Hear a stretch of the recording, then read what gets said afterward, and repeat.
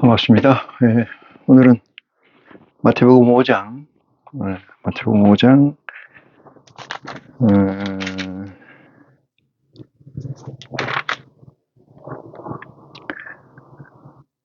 11절로, 11절로 말씀을 가지고, 11절 이하의 말씀을 가지고, 저와 여러분이 아버지께 영광 돌리는 시간을 갖도록 하겠습니다. 먼저 우리 주 예수 그리스도 이름으로 아버지께 기도를 드리겠습니다. 고마우신 아버지 하나님, 이 세상에 사는 것이 즐거움이 아니고, 이 세상에 사는 것이 기쁨이 아니고, 오직 아버지의 삶과 아버지의 말씀을 상고할 때 기쁨이 저에게 있는 줄 고백합니다. 사랑하는 아버지 하나님, 이 썩어질 세상에 버려두지 아니하시고 오늘도 저희를 이렇게 챙겨주시고 진리의 성령의 인도로 이 자리를 오게 하여 주심을 감사합니다. 머릿속에 심령들 아버지 하나님, 세상의 보화를 구하는 것이 아니고 오직 아버지의 뜻을 구하러 이 자리에 왔고 머릿속인 줄 고백합니다. 이 고백이 아버지께 영광이요 저에게는 구원의 한 발짝 다가가는 귀한 축복이 이 시간을 통해서 나타날 수 있도록 도와주시옵소서. 말씀을 증거하고 들을 때 하나가 돼서 아버지께 영광이요 저희에겐 구원에 다가가는 놀라운 축복이 아버지 안에서 내 안에 있는 것처럼 아버지께서 저희 안에 저희가 아버지 안에 있게 하여 주시옵소서. 말씀의 시작이 처음입니다. 아버지 하나님 온전한 것으로 채워질 줄 저희가 믿사오며 우리 주 예수 그리스도 이름으로 기도합니다. 아멘. 네. 전번 시간에 마태복음 5장 1절 가지고 얘기를 나눈 것 같아요. 1절, 2절, 3절 이렇게. 오늘 이 시간에는 그 중간 끝은 그냥 대강 보시고 11절부터 메인 말씀을 가지고 저와 여러분이 상고하는 시간을 갖도록 하겠습니다. 이 마태복음 5장 1절, 흔히 팔복이라고 하는 이 장은 하나님의 아들의 자격을 설명하는 메타 언어이다, 이렇게 말씀을 드릴 수가 있어요. 메타 언어라는 것은 특정되거나 알고 있는 전제된 것이 아닐 때 그것을 설명하거나 그것을 표현하기 위해서 쓰이는 언어적 수사다, 이렇게 말씀드리고, 이 점을 염두에 두고 이 말씀을 보시는 것이야말로 대단히 놀라운 축복이 여러분에게 있다, 이 말씀을 드립니다. 5장 1절에는 온유한 자는 복이 있나니 이렇게 얘기했어요. 온유라는 것은 따뜻하고 부드럽다, 이런 얘기인데, 따뜻하고 부드러운 것은 우리 요즘 말로 얘기해서 플렉시블하다, 이렇게 경직돼 있거나 수용할, 리시브할 자세, 스튜어드십이 돼 있지 않은 게 아니고 그렇게 돼 있다, 이런 얘기예요. 어느 것에서, 어느 시점에서, 어디에서 나한테 이 질문이나 나한테 요구를 해도 거기서 응할 수 있는, 여기서 나한테 응하는 것은 무엇을 응하느냐, 하나님 아버지의 메시지에 관한 것인 줄 믿으시길 바랍니다. 그래서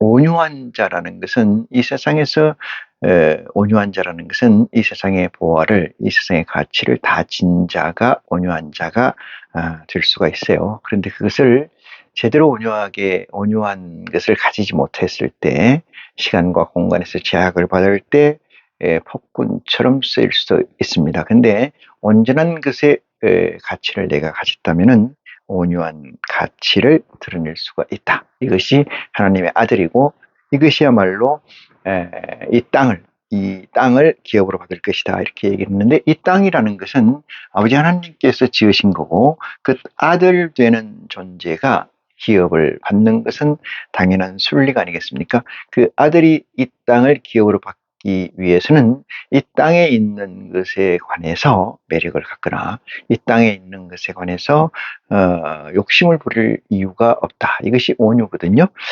예를 들어서 에덴 동산에서 아담과 하와가 너희가 여기서 모든 것은 너희 마음대로 하고 너희가 이름을 붙이고 너희가 부르고 너희가 부리고 너희가 사용하되 동산 가운데 있는 이 나무, 다시 말해서 선악을 알게 하는 나무의 실과와 생명나무의 실과는 먹지 마라, 이렇게 명을 했는데 그것을 먹었음으로 인해서 문제가 생긴 것이요, 불순종의 죄를 진 거예요. 이 세상에서 우리가 유업을 받을 것은 에덴 동산이 인큐베이터된 데이터베이스적 가치로 만들어졌던 건데, 그게 불순종함으로 인해서 이 엄청난 시간, 엄청난 기간이 우리에게 피조물된 우리들에게 저주가 내려졌던 것을 우리는 보아 알 수가 있습니다.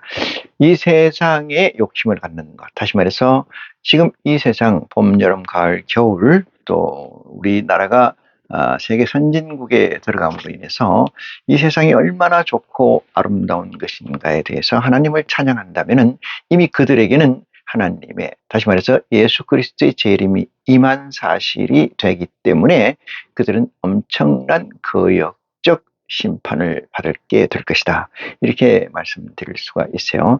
오늘 본문 말씀의 핵심 요지도 그런 얘기입니다만은, 지금 즐겨야 될 것이 있는지, 지금 울어야 될 꼭 애통해야 되는 것이 있는지에 관해서 현재가 여러분의 바로미터고, 현재의 상태가 여러분들의 믿음의 이 실책이다, 이렇게 말씀을 드릴 수가 있어요. 그래서 온유한 것은 하나님의 말씀을 가진 자, 다시 말해서 이 땅을 유업을 받을 자이기 때문에 이 땅으로부터 생성되는 모든 것에서 여유가 생기고 이해가 생기고 거기에 연연해 하지 않는다, 이런 말씀을 드릴 수가 있어요. 엄청난 일을 기획하고 있는 자는, 엄청난 일을 기억하고 있는 자는 사사로운 일을 하지 않죠.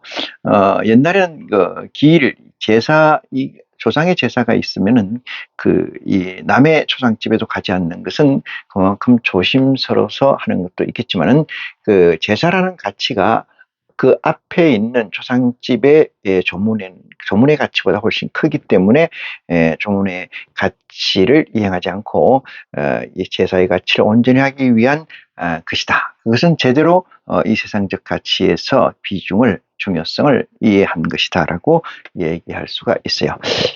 다시 이 세상에서 만족하고 이 세상에서 풍요를 누리는 자, 어쩌면 세상 사람보다 예수를 그리스도라고 시인하는 자들보다 시인하지 않는 자들보다 더 풍요를 가지고 더 호사를 누린다고 하는 것은 예수 그리스도의 재림을 확정하는 처사이고, 그것은 하나님에 대한 엄청난 반역, 불순종, 죄를 짓는 현재이다라고 보시는 것이 여러분의 믿음의 신앙에 확정된 신앙을 더하는 것이다, 이렇게 말씀을 드릴 수가 있어요.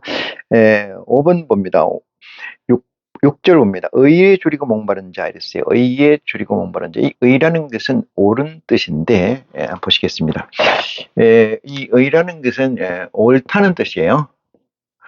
이건 옳다, 옳다는 뜻인데, 이 의에 줄이고 목마른 자, 이렇게 얘기하는데, 이 의라는 기준이 누구냐? 기준. 옳다, 의의 기준이 누구냐? 이것은 하나님이다, 이런 얘기예요. 하나님이다. 의의 기준이 하나님이라는 말씀은 하나님이 무엇을 의라고 하느냐에 따라서 우리의 말씀, 지금 보고 있는 이 말씀이 적용된다, 이 뜻이에요. 세상적 가치가 의가 아니다, 이런 얘기가 돼요. 그래서 주여 주여 하는 자마다 다 구원받는 게 아니고 아버지 뜻대로, 네 아버지 뜻대로라는 뜻이 의입니다. 이게 뜻이 의예요. 다른 말로 얘기해서 뜻, 아버지의 뜻, 이건 아버지의 뜻이요. 아버지의 뜻이죠. 아버지의 뜻대로 사는 것이 의다, 이런 얘기죠. 그래서 우리가 아무리 많은 것을 한다 할지라도 그 방향성이나 아니면 전체 그림을 맞추지 못하는 것은 대단히 억울한 거다, 이런 얘기를 드릴 수가 있어요. 그 이유는 이 세상에서는 99.9%가 존재하지만 하늘에서는 99.9%라 할지라도 그것은 제로 읽는다. 털렸다라고 읽는 것이 아버지 하나님의 속성이기 때문에 이 세상의 가치를 하나님 가치와 혼재해서 쓰인다는 것은 대단히 아버지 입장에서 보면 나쁘고 사악한 거다. 그래서 천국에 들어가는 것은 그렇다 이렇게 얘기를 할 수가 있어요. 그래서 의를 위하여 줄이고 목마른 자 이랬어요. 그러면 이 의라는 것은 아버지의 뜻인데, 자, 아버지의 뜻이 무엇이냐 이 말이죠. 무엇? 아버지의 뜻이 무엇이라는 것을 알 때만이 아버지의 일을 아버지의 동역자로서의 아들로서의 본분을 다하게 되잖아요. 그런데 이 뜻을 모르면은, 뜻이 무엇인지를 모르면은 한다고 하는 것이 어디로 가요? 거꾸로 가게 된다. 거꾸로. 다시 말해서 아버지에게 선을 쌓는 건 줄 알았지만 아버지에게 동역하는 것인 줄 알았는데 그것이 반역이 되고 그것이 선을 쌓은 게 아니고 악을 쌓는 어리석음이 빚어지게 된다. 이렇게 보면은 아버지의 뜻이 무엇인지에 대해서 대단히 중요한 가치다. 그래서 의에 줄이고 이렇게 하잖아요. 오늘 말씀에 뭐라고 얘기하냐면 의에 줄이고 목마른 자라 했어요. 목마른 자. 이 목마른 자라는 것은 의에 줄인다는 것은 같은 얘기예요. 목이 마르다는 거예요. 의에 줄인가 배고프다 이래. 줄이다는 것은 배고프다 이 말이에요. 배고픈 자는 목이 마른다. 갈증이 난다. 계시록에 나와 있는 말씀 것처럼 생명수의 강이 생명나무로부터 흘러나와서 쫙 이렇게 퍼지게 된다. 생명수의 강이 내 안에서 흘러나오게 된다. 이것은 하나님의 보좌에 있는 성령이 보좌의 영이 내 안에 임재해 있어야 가능한 거고, 그 임재하게 되면 진리의 성령을 통해서 예수 그리스도의 복음의 양식이 된다 이런 얘기죠. 그런데 아무리 이 그리스도의 복음을 보고 해량하려고 해도 이것을 알 수가 없더라. 그래서 알 수가 없으면 어떻게 돼요? 세 가지의 예수 그리스도의 이 방법을 줬어요. 그것이 뭐예요? 찾고 뭘 찾아요?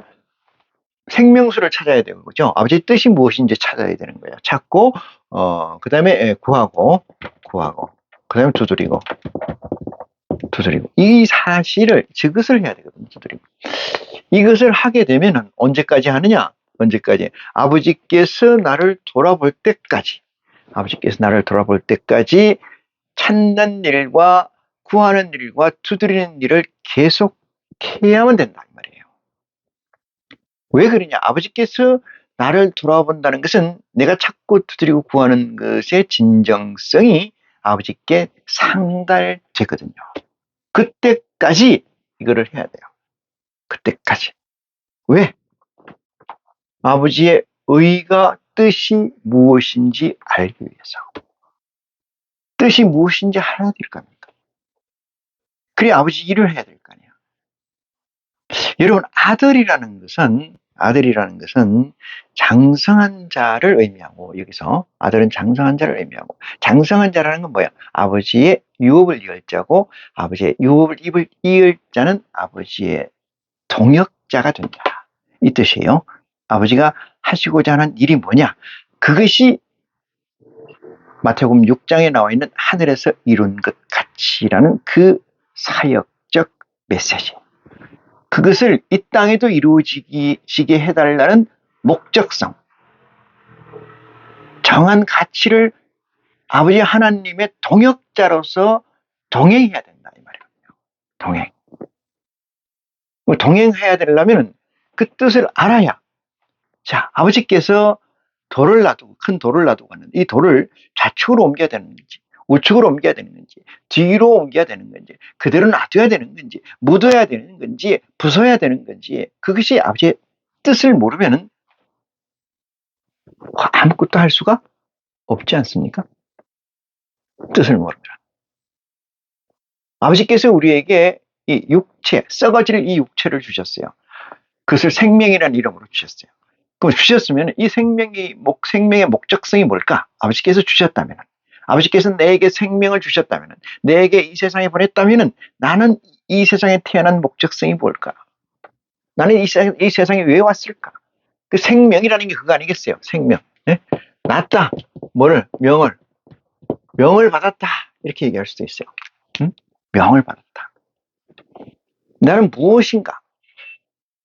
거기에 관해서 찾고 두드리고 구하는 역사가 우리의 사역이다. 우리의 임무다 이 말이죠. 그래야 뭐가 된다? 아들이 된다 이런 얘기죠. 그렇게 하는 자는 뭐라고 얘기해요? 배부름을 입을 것이다. 목마른 저렇게 하는 자는 몰라? 배부름을 입는다. 이렇게 나와 있죠. 의에 줄이고 목마른 자는 복이 있나니. 어떤 사람은 이렇게 얘기해요. 아무리 구하고 찾고 두드려도 구해지지 않고 찾아지지 않으며 열리지 않더라. 이렇게 얘기해요. 그 아무리라는 것은 이 객관성이 없잖아요. 객관성이라는 것은 여기서 객관성이라는 건 그 아버지께서 돌아볼 때까지입니다. 돌아볼 때까지를 객관성으로 확정해야 되고 사람마다 다 처지가 틀리는지라 하루를 구하고 찾고 두드렸거나 한 달을 찾고 구하고 두드렸거나 1년을 찾고 구하고 두드렸거나 10년을 찾고 구하고 두드렸거나 그 사람들은 각자 찾고 두드렸다고 얘기하죠. 그런데 그 사람들마다 재원이나 그 사람들마다 현재한 가치가 틀리기 때문에 나는 찾고 두드렸는데 안 오더라 이렇게 얘기하는 사람이 있어요. 그것은 전적으로 아버지의 탓이 아니고 우리의 탓이다. 우리의 문제이지 아버지에게는 있지 않다. 언제까지? 아버지께서 돌아보실 때까지. 그렇게 되면은 의에 줄이고 목마른 자는 복이 있나니 저희가 배부름을 입을 것이다. 이렇게 얘기하잖아요. 배부름을 입을 것이다. 찾고 구하고 두드리는 역사가 여러분의 신앙의 전체가 되는 축복이 있기를 간절히 축원합니다. 아버지께서 허락하셔서 하늘의 보좌 영이 내게 임재했다면 그 다음부터는 진리의 성령이 바로 그 성령의 자람을 장성함을 온전함을 더딥혀 주시는 줄 믿으시기 바랍니다. 그냥 더딥혀 주는 게 아니고 예수 그리스도께서 우리에게 주신 이 복음을 통해서 더딥혀 주신다. 키워 주신다. 동역하게 하여 주신다. 이 뜻입니다. 자, 예수 그리스도의 복음은 마태, 마가, 누가, 요한으로 기록되어 있습니다만은 이것이 어떤 메시지이고 어떻게 이것이 여기에서 하나님의 동역이 하나님의 의와 뜻이 구획되어 있을까? 이거 가지고 뭐가 있을까? 이렇게 생각하는 어리석음이 있을 수가 있어요. 이 세상을 살아나가는데도 복잡한 게 아닙니다. 하나님을 아는데도 하나님의 의를 아는데도 복잡한 게 아니에요. 왜? 모르는 자가 하려고 하니까 모르는 자가 알려고 하니까 모르는 자가 하려고 하니까 힘든 거예요.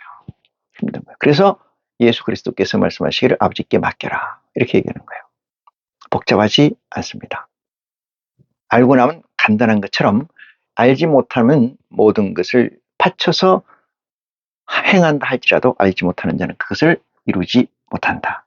하물며 하늘의 일은 아버지의 동역은 아무나 행하는 것이 아니다. 이 말씀을 드릴 수가 있습니다. 8절입니다. 마음이 청결한 자는 복이 있나니 이랬어요. 마음이 청결한 자는 복이 있나니 하나님을 볼 것이요. 이렇게 했어요. 하나님의 얼굴을 볼 것이요. 하나님을 볼 것이 같은 말입니다. 마음이 청결하다는 것은 뭘 얘기하냐? 청결하다는 것은 이거는 한 가지만 가진 자입니다. 가진 자. 언제? 항상. 언제? 늘. 언제? 어떻게? 지속적으로. 그래서 마음이 청결한 상태를 유지해야 되는데 이 청결은 어디서 왔어요? 제일 앞에 1장 2절에 있는 어디서 왔어요? 심령이 가난한 자. 심령이 가난한 자에서 왔어요. 이 심령이 가난한 상태를 인간은 시공의 제한을 받기 때문에 지속해야 된다. 근데 하나님의 아들이 시공을 지속해야 한다는 게 무슨 얘기냐? 하나님의 아들 역시 61%의 성장이 될 때까지, 포지셔닝이 될 때까지는 케어를 필요한데 그 케어가 뭐예요? 적극적 케어. 육신을 가지고 있는 내가 적극적 케어를 해야 된다. 이런 얘기예요. 자, 볼까요? 61%는 이게 60%, 50%니까 한 60% 이 정도 된다고 치고요. 이 정도가 이 정도가 영성이고 여기가 육성이라고 하면은 사도 바울이 우리에게 얘기한 것처럼 오라 나는 공고한 사람이라 이런 얘기는 사도 바울은 진리의 성령을 임재 받거나 도움을 받지를 못했다 이 말이에요. 그래서 진리의 성령과 성령을 구분하지 못하면 안 돼요. 사도행전에 나오는 마가의 다락방에서 온 성령과 진리의 성령을 같은 거라고 생각한다든지 사도 바울이 받은 성령이 사도 바울이 이끌려서 셋째 안을 간 이런 성령이 진리의 성령이라고 생각하는 것은 어리석음이에요. 어리석음. 그것은 아니라는 사실. 자, 이것이 영성이 이 정도가 되면은 영성이 61%가 너무 크면은 뭐보다 육질의 성질보다 육체의 성질. 이건 왜요? 사람이라는 게 있잖아요. 우리 사람은 집이에요, 집인데 여기에 뭐예요? 성령이 임하는 거 아닙니까? 성령은 구체적으로 말하면 보좌의 영이에요. 보좌의 영이 여기에 임재한다 이 말이죠. 그 임재해서 C가 요만큼 있어서 이게 점점점 커서 얼마? 61%가 될 때까지는 누가 케어를 해야 돼요? 육성이 케어해야 돼요. 육성이 의지적으로 케어를 해야 돼요. 뭐를? 보좌를, 영성을. 이렇게 되면은 주도권을, 이니셔티브를 누가 짓는다? 영성이 져요, 영성이 지니까 영성이 자동적으로 끌고 갑니다. 그럼 육이 종이 되는 거죠. 육이 쫓아가는 거고 영성이 주도해 나가는 거예요. 그런데 이게 61%가 언더라면은 그 영성이 육성보다 적다. 이 얘기는 뭐야? 61% 언더라는 얘기잖아요. 이렇게 되면 뭐가 끌고 가요? 이렇게 되면 육이 뭐를 끌고 가야 돼요? 육성이 영성을 끌고 가야 돼요. 육성이 영성을 끌고 가야 돼요. 이게 어려운 거예요. 이 세상을 살면서 이 시간을 시청하고 계시는 여러분, 이 시간을 통해서 기도하고 있는 여러분, 예배하고 있는 여러분, 많은 사람들이 저나 여러분이나 똑같습니다만 61%가 넘지 않으면 육성이 영성을 끌고 가야 돼요. 그러니 얼마나 어렵습니까? 이 뒤에 나오는 얘기가 있겠습니다만 말도 못하기 어려워요. 언제까지? 61%까지. 이것은 제가 쓴 책 시간값의 재료 그것은 사랑이다. 이 책에 적시되어 있어요. 이게 넘어서면은 그 다음부터는 뭐가 끌고 간다고? 영성이 끌고 가요. 영성이. 그래서 이 시대는 정말로 어렵습니다. 어렵다. 왜? 뒤에 그리스도께서 성령을 통해서 진리의 성령을 통해서 보는 것을 보면은 기가 막힌 얘기예요. 육성이 영성을 받쳐서 앞세워서 가는다는 것이 얼마나 어려운가.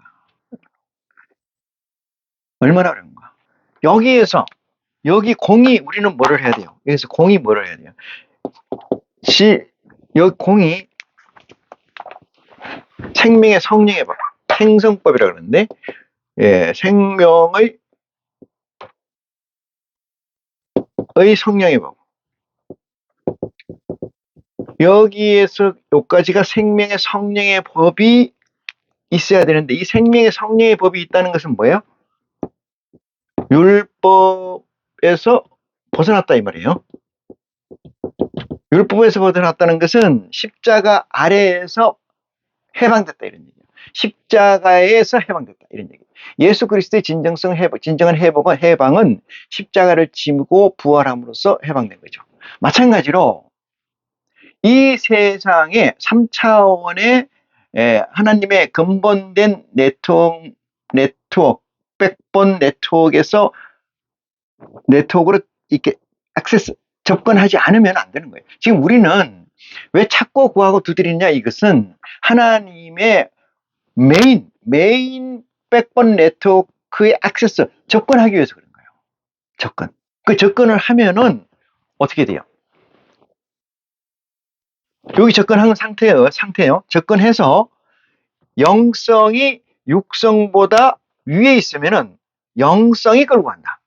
그럼 너무 쉬워요. 근데 61% 언더가 되면은 육성이 영성을 밀어서 가려고 하니까 힘든 거예요. 엄청 이게 힘든 거죠. 여기서 사는 방식은 생명의 성령의 법이에요. 생명의 성령. 생명의 성령의 법이 내게 탑재되지 않으면, 깔리지 않으면 OS로 이건 절대 앞세워서 밀어서 갈 수가 없어요. 영성을. 이 세상은 제가 전번에 얘기드렸습니다. 여기가 이게 하나님의 백본망이다. 백본 네트워크이다. 네트워킹이다. 이렇게 하면은 우리는 여기에 있는 거예요. 이거.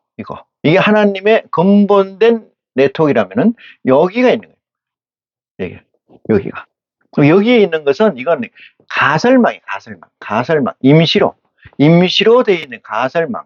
여기에서 뚫고 일로 들어와야 되는 거죠. 뚫고. 들어오려면은 여기에 들어오면 이것은 아무것도 아닌 거예요.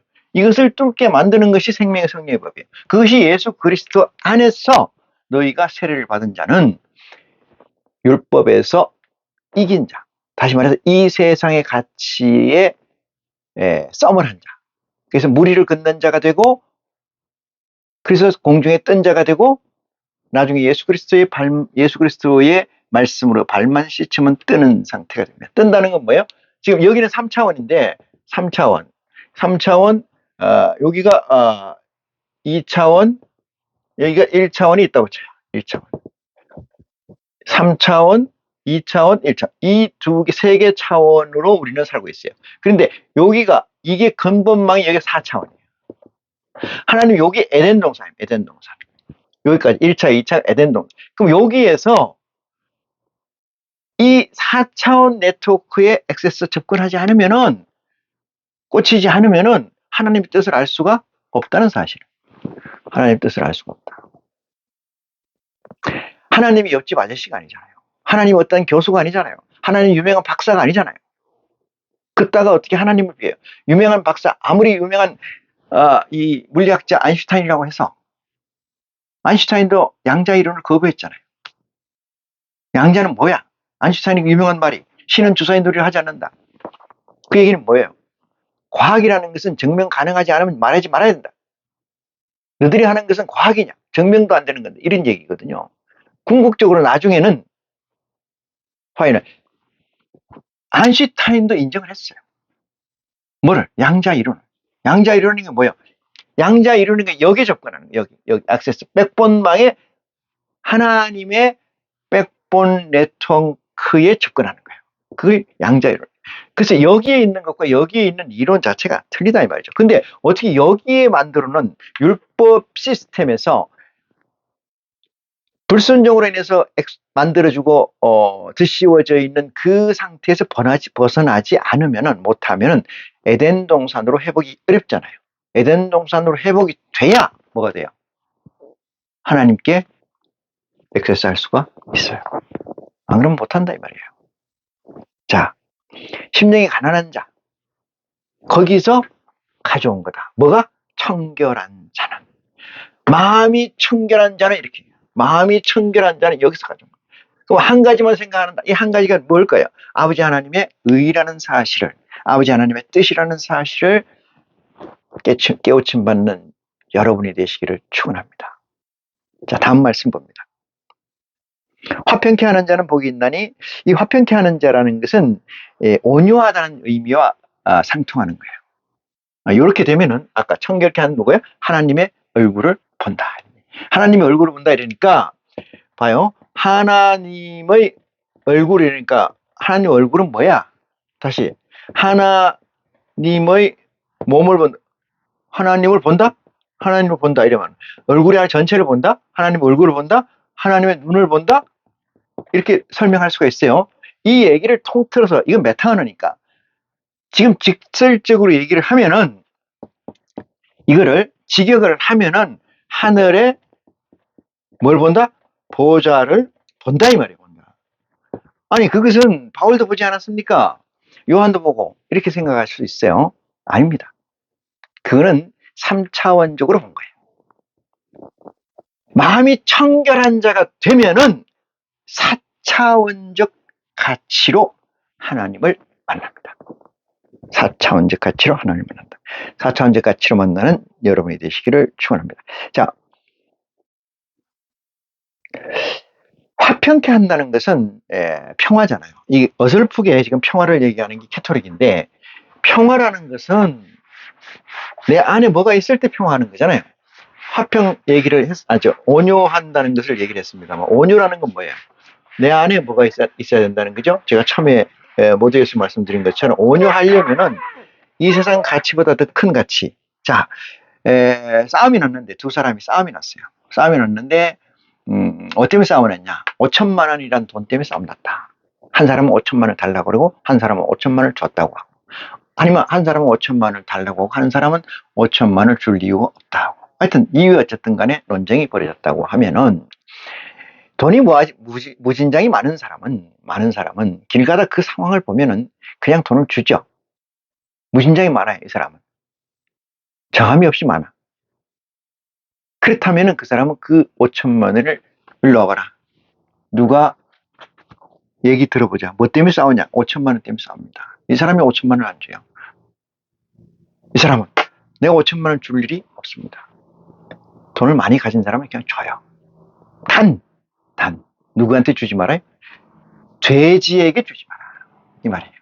돼지에게. 왜? 들이받으니까. 이것이 말씀이에요. 누가 진주를 돼지나 개에게 던지느냐 이 말이에요. 누가? 그 사람은 누구예요? 돈이 무지하게 많은 사람, 아버지 하나님인 줄 믿으시기 바랍니다. 그분은 무진장이 많아요. 여러분이 이 세상에 가지고 있는 것 이상으로 많아요. 뭐 그분이 없어서 안 주시겠어요? 그분이 없어서 여러분에게 셀렉트 하지 않으시겠냐 이 말이에요. 물론 비유입니다만은 돈을 줘요. 왜 돈을 줘요? 그 사람이 개나 돼지가 아니라면 줘요. 왜 줘요? 그 두 사람이 많으니까. 너무 많아. 그 줘도 아무 관계가 자기에겐 없어요. 주면 두 사람이 어떻게 될까요? 화합을 하고 내게 한다. 이것이 진정한 평화예요. 평화. 화평. 화평 거꾸로 하면 평화인데, 화평케 하는 자. 이 화평케 하는 자는 뭘 가진 자래요? 하늘의 보좌를 가진 자예요. 가진 자니까 표현이 좀 이상한데, 가진 자라는 건 하늘의 보좌의 포지셔닝을 가진 자다. 이런 얘기. 그래서 우리는 아버지 하나님으로 대칭합니다만은, 저나 여러분이 이 포지셔닝을 가져야 돼요. 화평케 하는 자는 본인만이 하나님의 아들이라 일컬음을 받을 것이요. 이 세상에서 하나님의 아들이 나타났다고 해서 많은 사람들에게 다 주질 않아요. 왜?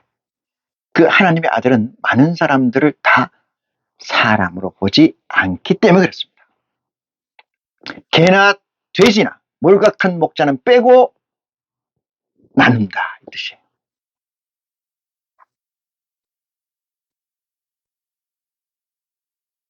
하나님이 자석이라면, 내가 하나님에 붙으려면 어떻게 돼요? 내가 자성을 가져야 돼요. 하나님은 속성이 있어요. 하나님의 속성을 자성으로 바꿔놓으면 하나님이 자석이 있어요. 속성이 자석이다. 자석이라면 자석은 자성이라는 게 있잖아요. 이걸 있어. 여기에 막 우리가 있어요. 우리가 여기 많이 있으면 우리가 뭘 떼야 돼요? 자성을 가져야 되냐? 자성을 가져야 붙을 거 아니겠어요? 그래야 안 그래요? 자성을 가져야 붙을 거 아닙니까? 그 자성을 가지는 방법은 간단해요. 찾고 구하고 두드리는 거 외에는 없어요. 그래서 하나님의 자성이 내게 와야 돼요. 내가 리시브 해야 됩니다. 그 자성이 무진장이 작을지라도 받아야 돼요. 와야 돼. 우리 안에서는 안 돼. 카롤 야스퍼스 말고 누굽니까? 마르크스. 마르크스와 그 마르크스의 범주에 있는 모든 자들은 초월적 존재, 신이라는 거. 영혼이라는 거 거부합니다. 헤겔도 절대지, 절대자는 존재하지 않는다. 이러니까 이것들이 뭐라고 그러냐면 사람에 다 있다. 이 사람이 있어요. 사람이 다 있어요. 다 있다. 여기에서가 이게 온전한 거다. 온전한 거다. 온전한데 이것을 온전하다는 걸 모르는 것이 어리석은 거다. 이 얘기하는 거예요. 원래 마르크스 이론은 대단히 퍼스널리티, 개인적인 사유가 많아요. 개인. 근데 이 개인이라는 것은 여러분, 개인이라는 것은 어떤 게 개인이냐면은 스스로 자존한 자를 개인이라고 해요. 스스로 자존한 자. 무리에서 한 뭉텅이에서 떨어져 나왔어. 엄마 아버지 뱃속에서 떨어져 나왔어. 나와서 자기가 자립하고 자존해야 스튜어드십을 가진 자를 개인이라고 합니다. 개인이라고. 그런데 인간은 누구나 태어나자마자 뭐가 있다? 온전한 가치가 그 안에 내재되어 있다 이 말이에요. 그렇게 생각하는 거야. 누가? 마르크스주의가 다 그렇습니다. 그 위에 다 그래요. 헤겔주의에 있는 모든 사람들 저렇게 생각해요. 저는 이렇게 얘기해요. 저는 하나님을 내 아버지로 섬기고 있는 저는, 예수를 그리스도로 인정하는 저는, 인간은 어디로부터 받아오지 않으면, 리시버 하지 않으면 인간 그 자체로 끝납니다. 이것을 쉽게 표현을 빌면은, 이 세상에 인간을 포함해서 진사회성 동물들이 많이 있죠. 사회성 동물이 많이 있습니다. 그들은 예를 들어서 원숭이나 사자나 집단 생활하는 개미나 유기체적 철학을 가지고 있고 유기체의 근본이 되는 벌이나 이런 것들이 그 안에서 갈고 닦아서 아무리 DNA, RNA를 완성시킨다 할지라도 뭐야? 개미예요, 개미. 뭐예요? 벌이에요. 다시 가져옵니다. 사람이라는 존재는 그 안에서, 이 존재 안에서, 사람이라는 시스템 안에서, 개미라는 시스템 안에서, 벌이라는 시스템 안에서, 원숭이라는 이 유인록가에 떨어진 그 존재 안에서 아무리 뛰고 날라봤자 그들의 지도자 이상의 가치가 없어요. 그들의 지도자 이상의 가치가 없어요. 우리가 그걸 구합니까? 그리스도가 우리에게 주신 메시지가 그걸 구하라고 했어요? 그리스도는 그걸 구하라는 게 아니고 영생입니다. 영생. 제발 좀. 영생. 영생에 관심 없으면 교회 안 나가는 게 좋아요. 뭐 굳이 나가지 말라고 할 필요는 없겠지만은 뭐라고 얘기하든 간에 그리스도가 주장하는 핵심 단어는 코어는 영생이에요. 우리가 구하는 건 영생이에요. 여기서 말씀하신 하나님의 아들의 목적성도 영생입니다. 그런데 외부, 내부, 내적 존재에서 아까 조금 전에 얘기했던 많은 철학자들은, 많은 사회학자들은 뭐라고 생각하냐? 외부 존재, 외부에서 뭘 오지 않아도 인간이 이렇게 된다. 이 얘기는 뭐예요? 다른 말로 초월적 존재가 없다. 이 얘기는 뭐예요? 신이 없다. 이걸 부정하고 싶은 겁니다. 신은 없다 이 말이에요. 신은 없다. 이걸 하려고 하는, 이걸 하려고.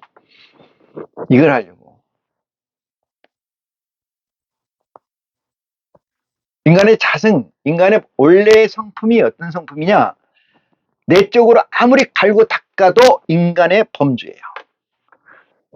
넋이나 혼밖에 되질 않아요. 넋이나 혼밖에 되질 않아요. 영이라는 건 될 수가 없습니다. 영이라는 것은 지칭하기를 저는 하나님의 메시지다. 이런 얘기예요. 하나님의 양식이다. 하나님의 아들들이다. 하나님의 보좌다. 이렇게 영은. 외부에서 들어오지 않으면은 원숭이가 원숭이를 초월해 존재하지 않고 벌이 벌을 초월해 존재하지 않고 개미가 개미를 초월하지 않고 사자가 사자를 초월해서 존재하지를 않는 것처럼 인간은 인간을 초월해서 존재하지 않는다. 이것이 위정자들의 메시지라는 사실이에요. 그들은 초개체, 초월적 존재, 절대적 자, 이것이 존재하지 않는다. 다시 말해서 하나님이 존재하지 않는다. 이것이 휴머니즘, 인본주의 사상입니다. 이건 누가 만들었어요? 캐톨릭이 만드는 거예요. 캐톨릭. 인본주의. 왜? 아무리 무릎 꿇고 기도를 해도 하나님이 응답하지 않기 때문에. 여러분, 무릎 꿇고 셀이 기도를 하는데 나는 심령이 가난한 상태로 기도해야 돼요. 나는 심령이 가난한 상태로 기도해야 되고, 애통하는 마음으로 기도해야 되고, 온유한 마음으로 기도해야 되고, 의에 줄이고 목마른 자의 자세로 기도해야 되고, 그렇게 해봤냐 이 말이죠. 그렇게 안 하니까 안 되는 거잖아요. 인간에겐 유한한 시간이 있어요. 인간의 생명은 유한합니다. 하나님의 생명은 유한에서 벗어나 있어요. 유한에서 벗어나 있어요. 공간에서 벗어나 있어요. 그 속성을 우리가 받아야 돼요. 그 속성을 가지고 기도해야 돼요. 그 속성을 가지고 찾고 구하고 두드려야 되는 지혜가 여러분의 있기를 간절히 축원합니다. 자, 그 다음 말씀 봅니다. 화평케 하는 자, 긍휼히 여기는 자가 중간에 있었는데, 긍휼히 여기는 자는 뭐야? 내가 존재한, 내가 추구하고, 내가 갈급하고 아버지의 뜻을 긍휼히 여겨야 돼요. 긍휼히. 영생이라는 가치를 긍휼히 여겨야 돼요. 예수 그리스도라는 가치를 긍휼히 여겨야 돼요. 옆집 아저씨나 교수나 박사나 지식인으로 생각하지 말고 긍휼히 여겨야 돼요. 왜? 이 긍휼이라는 것은 이렇습니다. 긍휼이라는 것은 어떤 거냐? 우리는 3차원이에요. 3차원. 서드 디멘션이라면 여기 4차원이에요. 4차원과 3차원에서 3차원의 존재가 4차원을 넘볼 수가 없어요. 그렇기 때문에 우리는 어떻게 해야 돼? 긍휼히 여겨야 돼요. 우리는 4차원을 긍휼히 여겨야 돼요. 긍휼히 여기는 여러분에게 축복, 아버지의 보살핌과 사랑하심이 있기를 원합니다. 자, 화평케 하는 자는 하나님의 아들이라 일컬음을 받을 것이요. 이렇게 얘기했어요. 자, 오늘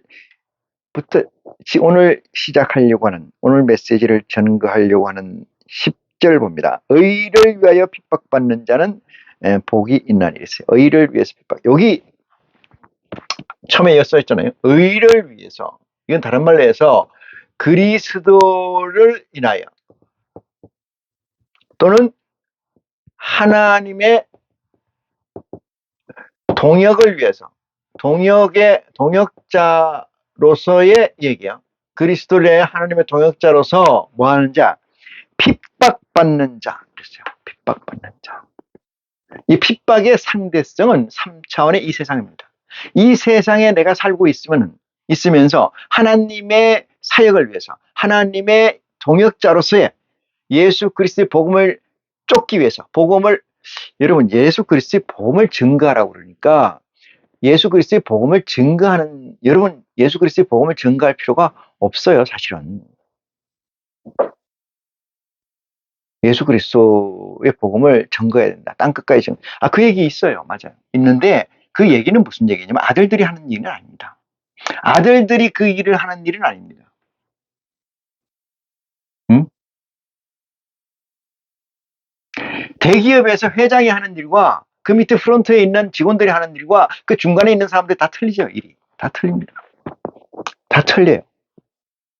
아버지 하나님은 아들들에게 앞에서 손님을 1대1로 상대해서 반말적 사건을 처리하게 하질 않아요. 복음을 전하는 사람은 전할 것이고 아버지의 일을 동역하는 자는 동역하는 거고, 복음을 전하는 게 아버지 일을 동역하는 거 아니에요. 요 얘기만 잘라서 얘기하면 또 나쁜 얘기가 되겠지만은, 제가 여기서 얘기하는 건 하나님의 아들에 관한 얘기라고 했지 않습니까? 거기에서는 아들들은 복음을 증거하는 거 아닙니다. 그러면은 뭐 때문에 핍박받느냐 이 말이에요. 뭐 때문에 핍박받느냐. 그것은 복음을 증거하는 거 빼면은, 많은 목자들이 복음을 증거하려고 하잖아요. 그게 힘들어. 복음을 증거하려니까 먹고 살아야 돼요. 또 공간이 있어야 돼. 교회가 있어야 돼. 그러니까 교회를 지으려니까 돈이 필요하고, 또 교회를 지으려면 누가 있어야 돼요? 사람이 있어야 돼. 그래서 계속 일부 매일 돈을 갚아나가는 건 뭐래? 그걸 찍듯이, 예? 일수 찍듯이 그 사람들에게 돈을 뽑아야 돼. 그래서 먹고 살려고 하는 시스템이에요. 그게 진정한 그리스도의 시스템입니까? 그게 하나님의 시스템이라고 믿어요? 어리석은 거 아니겠습니까? 어리석다 못해 추하고 더럽다. 의를 위해 핍박받는다는 것은 예수 그리스도를 통해서 하나님의 OS, 하나님의 뜻의 OS가 내게 임재해 있어요. 탑재되어 있는 자로서의 이 세상적 삶의 핍박을 얘기하는 겁니다. 의를 위해서 핍박받은 적이 있느냐 이 말이에요. 내 먹고 살려고 핍박하는 거야. 내 먹고 살기 위해서 힘들어서 하는 얘기를 핍박이라고 해요. 예수 그리스도의 복음 전가하는 게 힘들으면 다른 데 가서 일하면 되잖아요. 다른 데 가서 일해서 먹고 살면 돼요. 짬짬이 오면 되고. 육신에 관련된 것을 하나님의 복음, 그리스도의 복음이라고 생각하는 것은 대단히 잘못된 판단이고 이야기다. 이 말씀을 드립니다. 11절입니다. 나를 인하여 너희를 욕하고 핍박하고 예수 그리스도를 인해서 너희에게 욕이 되고 너희에게 핍박하고 거짓으로 너희를 거스려 모든 악한 말을 할 때에는 너희에게 뭐가 있다는 거예요? 복이 있다는 거예요. 복. 복이 있다는 거예요. 뭐 하면은 내 복음을 인해서 너희가 핍박받는 자는 복이 있다. 근데 여기서 핍박이라는 전제를 제가 달았는데 핍박이 뭐예요? 핍박이라는 것은 아까 얘기했듯이 육신의 행위를 위해서 육체를 케어하기 위해서 들어가는 거 빼라 이 말이죠. 두 번째, 하나님의 아들에게는 복음을 증거하는 게 아니에요. 복음 증거하는 거 아니다 이 말이죠. 그게 떼거지로 증거하는 거 아니에요. 하루에 한 명씩 증거할 필요도 없어. 응? 이미 하늘의 백성이 될 자들이 저들이 다 증거하고 있어요. 여기서 지금 얘기하는 것은 마태복음 5장에 얘기하는 것은 하나님의 아들에 관해서 얘기하는 거예요. 하나님의 아들은 급단 복음을 증거하기 위해서 핍박받는 거 없어요. 복음을 증거하려니까 먹고 살아야 되고 먹고 살아는 게 없습니다. 힘들어요. 이게 사박이 힘들어요. 이 얘기가 뭐 틀려요? 물건을 팔아야 먹고 사는데 안 팔려요. 힘들어요. 이 얘기가 뭔 차이가 있냐고. 그리스도의 복음을 증거하려니까 먹고 살기 힘들어요. 그리스도의 복음을 증거하려니까 사람을 모으려니까 교회가 없어요. 장소가 없어. 그래서 힘들어요. 장소를 차리려니까 사람이 안 와. 힘들어요. 이딴 것이 세상적 핍박이 아니다 이 말이죠. 그건 이 세상 삶에서 핍박이잖아요. 이 세상 삶의 존재를 핍박이 인간의 핍박이지 인간의 힘듦이지 인생의 힘듦이지 어떻게 그것이 예수 그리스도로 인하여 아버지 하나님의 동역을 위해서 어떻게 힘든 거고 핍박받는 거다. 그냥 이 말입니다. 이 말. 이 말. 예수 그리스도의 복음을 인하여 너희가 핍박받는 자는 마지막 8번째 얘기입니다만 그것은 뭐야? 복이 있다. 이 복은 뭐예요? 하나님의 처음에 얘기했다. 아버지의 의를 깨닫게 되고 그 의를 행하려니까 아버지 하나님의 의를 행한다는 건 이 세상에서 얻고자 하는 가치, 이 세상에서 얻고자 하는 가치와 다시 한번 얘기를 할까요? 이 세상에서 얻고자 하는 가치와 하나님이 우리에게 주시고자 하고 우리가 가져야 될 가치, 이 가치는 두 가지가 있어요. 하나님의 가치, 세상의 가치. 이 세상의 가치는 뭐예요? 그냥 사는 거예요. 사는 것. 죽으면 천국 갔다. 간 거 본 사람 없어요. 가치를 어느 날 예수를 그리스도로 영접한 자는 이 가치를 어디로 옮겨야 돼요? 이쪽으로 옮겨야 돼요. 우리는 모두 이렇게 돼 있잖아요. 이렇게 돼 있는 이 가치를 이렇게 옮겨야 된다 이 말이죠. 옮겨. 이것이 예수를 그리스도로 시인하는 자의 첫 번째 자세예요. 요한복음 5장 39절 너희가 성경에서 영생을 얻는 줄 알고 성경을 상고하거냐. 성경을 왜 봐요? 교회를 왜 나가요? 그리스도를 왜 찾고 하나님을 왜 찾습니까? 영생을 얻는 줄 알고 찾아야 돼요. 세상에 밥벌이 하기 위해서, 세상에서 잘 살기 위해서, 세상에서 떵떵거리기 위해서 성경을 봅니까? 교회를 나가요? 예수를 그리스도라고 시인해요? 허상이다 이 말이죠. 잘못된 거다. 일루션이다 이 말이에요. 응? 하나님의 가치로 옮겨야 돼요. 세상 사는 사람들은 세상의 가치를 구하고 하나님의 사는 사람들은 하나님의 가치를 구하는 거예요. 예수님이 이렇게 얘기했어요. 세금을 내라는데 내야 됩니까? 말아야 됩니까? 예수님이 그 돈을 가져와 봐라. 이 돈의 그림이 누가 그림이 있고 무슨 글씨가 있느냐. 가이사의 있나이다. 가이사 거다. 가이사 거.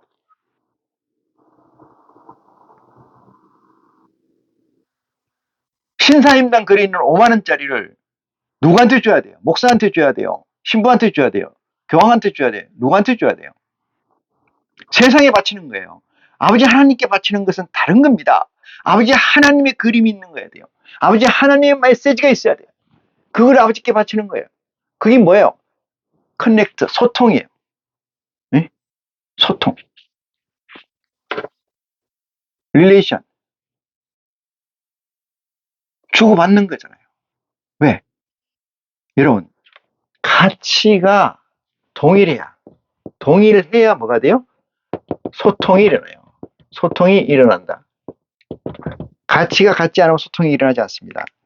하나님께서 구하는 것이 이 세상의 가치가 아니고 하나님께서 구하는 것은 여러분들의 육체의 가치인 줄 믿으시기 바랍니다. 육체는 뭐예요? 영의 집이라는 사실을 깨우침 받기를 바랍니다. 12절 마지막으로 봅니다. 기뻐하고 즐거워하라. 하늘에서 너희의 상이 큼이라. 너희 전에 있던 선지자들을 이같이 핍박하였느니라. 이렇게 얘기합니다. 뭐 때문에? 그리스도의 복음 때문에 힘든 거지.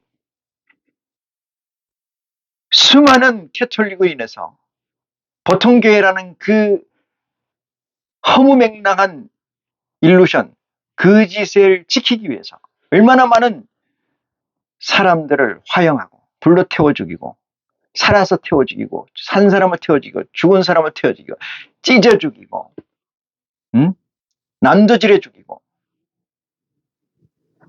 그 죽은 사람들이 이 세상에서 먹고 사는 걸 위해서 죽어갔습니까? 아니라는 거예요. 여러분, 마르틴 루터나 칼뱅이 종교개혁가? 아닙니다.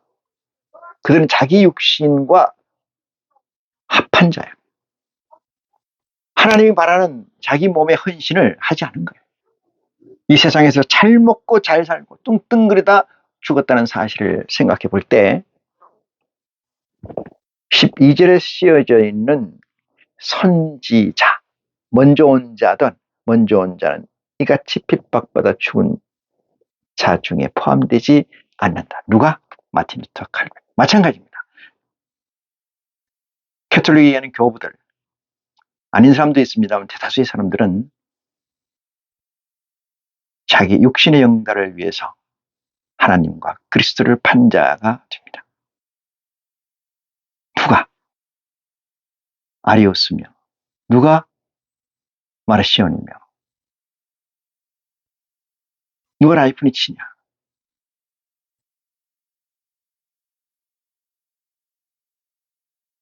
그리스도가 우리에게 주신 사명, 사역, 그것을 이루기 위해서 내 육신의 영달이 아니고 육신의 가치를 이루기 위한 게 아니고 그것을 위해서 정말로 죽은 자들이 이미 핍박받아서 있었다. 이런 얘기죠. 너희는 기뻐하고 즐거워하라. 왜? 끝에 왔잖아요. 끝에. 마지막에 이르렀다. 이 얘기를 예수 그리스도가 하십니다. 그래서 빛과 소금이 되는 우리. 그것은 어디에서 빛과 소금이냐. 이런 얘기입니다. 어디에서? 이 썩어질 끝밖에 없는 이 세상에서 낳고 죽고 반복하는 건 썩어진다는 거예요.